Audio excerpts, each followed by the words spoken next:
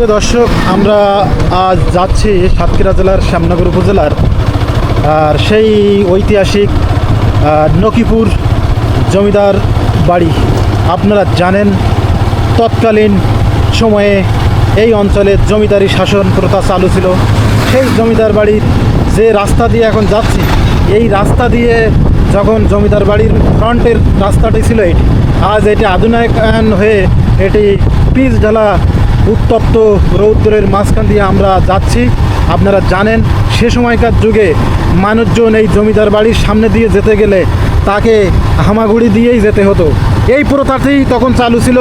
জমিদার বাড়ির সামনে দিয়ে কেউ পা, আমরা যেমন আজ মাথা উঁচু করে হেঁটে যাচ্ছি, সে সময়ে কিন্তু মাথাটি এত উঁচু থাকতো না। জমিদারের প্রতি শ্রদ্ধা আর জমিদারি শাসন প্রথা এতই কঠোর ছিল যে এই সেই জায়গায়, এই সেই বিলের সেই জায়গাটি দেখছেন যে এখান থেকেই ছিল সরু জমিদার বাড়ির রাস্তা। জমিদার বাড়ির সামনে আসলেই মাথাটা নিচু হয়ে হামাগুড়ি দিয়ে জমিদার বাড়ির সামনে দিয়ে অতিক্রম করতে হতো। আপনারা জানেন এই মুহূর্তে আমরা সেই জমিদার বাড়ির সেই ময়দানে আমরা এসে হাজির হয়েছি।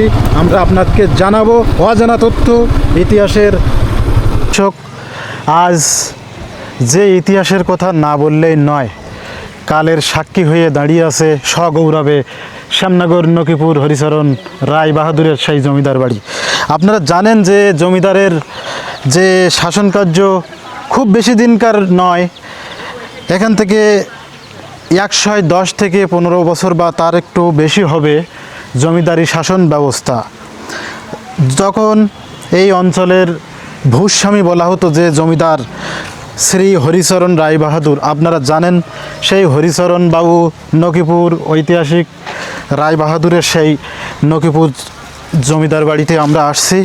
আপনারা দেখছেন যে পোড়া মাটির ফলক আর ধ্বংসাবশেষের শেষ স্মৃতিটুকু আজ কালের সাক্ষী হয়ে দাঁড়িয়ে আছে এবং আমাদের সকলের সামনে স্বমহিমায় উচ্চ স্বরে জানান দিচ্ছে সেই নকিপুর হরিচরণ রায় বাহাদুরের বাড়ি। এখানকার জমিদারের বিশেষ বৈশিষ্ট্য হলো তিনি অত্যন্ত ধর্মপরায়ণ একজন মানুষ ছিলেন। তিনি সৎ, নির্লোভ একজন ধার্মিক ব্যক্তি ছিলেন, কিন্তু তিনি সেই সাথে সাথে ন্যায় ও সততার পাশাপাশি তিনি দক্ষ এবং কঠোর প্রশাসকও ছিলেন। জমিদার হরিচরণ রায় বাহাদুর তার জমিদারি প্রথার সময় তিনি যে যমুনা নদীর, আদি যমুনা নদী বহমান প্রবহমান, যেটি আজ আদি যমুনা খাল হিসেবে আপনাদের দেখিয়েছি, এই যমুনা নদীর পূর্ব পাড়ে এই জমিদার বাড়ি এবং পশ্চিম পাড়ে আপনারা জানেন যে গোপালপুর শ্রী শ্রী রাধা গোবিন্দ মন্দির অধিষ্ঠিত। এই জমিদার যে যার কথা না বললেই নয়, যিনি এমনই একজন শক্তিশালী জমিদার ছিলেন যার সময়ে সূর্যাস্ত আইন, সেই সূর্যাস্ত আইনকেও তিনি হার মানিয়েছিলেন।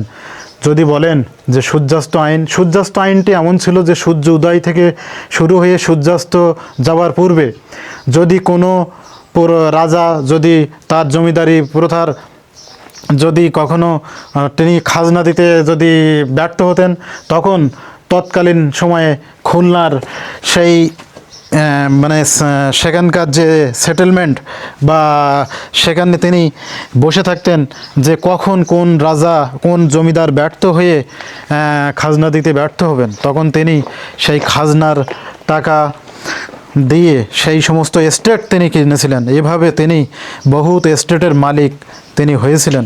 আপনারা জানেন জমিদার হরিচরণ বাবুর মাও একজন আধ্যাত্মিক মনের মানুষ ছিলেন। তিনি যশোরেশ্বরী মায়ের খুব একজন ভক্ত ছিলেন।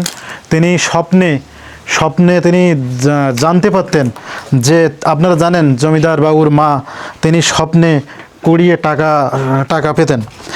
যমুনা নদীতে ভেসে যেত একটা কাঠ বা কোনো বস্তু, স্বপ্নে তাকে আদেশ করতো যে তুই ওখানে যা, ওখানে এত টাকা বা স্বর্ণমোহর মুদ্রা রয়েছে। আপনারা জানেন সেই মানুষগুলো আজ নেই, কিন্তু আছে তার ধ্বংসাবশেষ। কিন্তু আপনারা জানেন যে জমিদার হরিচরণ বাবুর আন্ডারে 16 আনা যে মৌজা ছিল, এখানকার যে না বললে নয় নকিপুর সদর, তারপরে বড়িগোয়ালিনী, পড়াকাটলা, দুরমুসখালী, দুরমুজখালী, এমন সব যে সাহেবখালী, এমন সব আন্ডারে প্রায় 2,84,000 একরের মতো জমি তার জমিদারিতে এই এস্টেটগুলো চলতো। আজ সেই জমিদার বাড়ির সেই ফলকগুলো আজ দেখতে পাচ্ছেন যে স্বমহিমায় দাঁড়িয়ে আছে, পোড়ামাটির ফলক এবং এত সব নান্দনিক দৃশ্য যা না বললেই নয়, যে এর ধ্বংসাবশেষের স্মৃতিটুকু আজ সংরক্ষণ করা হয়নি। প্রত্নতত্ত্ব অধিদপ্তর কর্তৃক এই অঞ্চলগুলোর সংরক্ষণের তাদের দায়িত্ব থাকলেও জানি না কী কারণে বা অবহেলার কারণে বা ইচ্ছা বা অনিচ্ছার যে পার্থক্যর কারণে আজ এগুলো সংরক্ষণ করা হয়নি। ইতিহাস আজ সাক্ষ্য দেয় যে এই জমিদার এতদিন আজ এখানে জমিদারি শাসন না থাকলেও জমিদারের যে পুরানো যে বাড়ি বা স্থাপত্য সেগুলো আজ আছে। আপনারা জানেন যে ইতিহাস কখনো মোছা যায় না, ইতিহাসের নমুনা বা তাদের সাক্ষ্য থেকেই যায়। সেই সাথে সাথে আপনারা জানেন যে জমিদার বাড়ির যে মাঠ, এখানে অনেক আগে সেই সময়ের জমিদারির সময়ে এখানে ঘোড় প্রতিযোগিতা। ইতিহাসের জমিদারি প্রথা বিলুপ্ত হওয়ার আগ মুহূর্ত পর্যন্ত এই অঞ্চলের প্রজারা অনেক সুখে শান্তিতে বসবাস করতেন। আর আপনারা জানেন যে রাজা যদি ভালো হয়, প্রজারা তত সুখে শান্তিতে বসবাস করতে পারে। কিন্তু আজ দেখতে পাচ্ছেন যে জমিদারের সেই জমিদার বাড়ির যে উপরে যে পোড়ামাটির ফলক বা যে ধ্বংসাবশেষ, এগুলো অনেক দর্শনার্থীরা এখানে পরিদর্শনে আসেন, দেখতে আসেন, ঘুরতে আসেন। আপনারা জানেন যে এখানে এই যে বড় যে স্তূপাকৃতি যে পাথর বা যে লোহারে আছে, এইটা কখন কি জানি কার মাথার উপর পড়ে। তো এটা অবশ্যই সংরক্ষণের প্রয়োজন ছিল। যদি সেই সময়ের বর্তমান সময়ের প্রশাসক বা স্থানীয় কোনো সরকার যদি এগুলো উদ্যোগ নিতেন, তাহলে এটি আজ একটা পরিপূর্ণ একটা দর্শনীয় স্থান হিসেবে এটা আজ স্বীকৃতি পেত। এবং এটি প্রত্নতত্ত্ব অধিদপ্তর কর্তৃক এটা যদি সংরক্ষণের বিশেষ মানে জমিদার বাড়ির যে এই হিসেবে যদি থাকতো, এখানে আপনারা জানেন যে এইটা আজ মানে সাধারণ কোনো মানুষ এখানে বসবাস করতেন না। সেই সময়ের প্রজাস্বত্ব আইন অনুসারে প্রজারা জমিদারদের অধীনেই বসবাস করতেন। আপনারা দেখতে পাচ্ছেন যে এখানে এই ঘরটি এখনও দেখা যাচ্ছে। তো জমিদাররা সে সময় নান্দনিক তাদের স্থাপত্য ছিল অনেক আধুনিকায়ন। এখনই হ্যাঁ, এখানে জমিদারের সেই সময়ে যে জায়গাটা আপনারা দেখছেন যে এর পাশেই কিন্তু এই যে এখানে মন্দির, যে দুর্গা মন্দির, মা দুর্গার এখানে মন্দির অধিষ্ঠিত ছিল, দুর্গা পূজা হতো।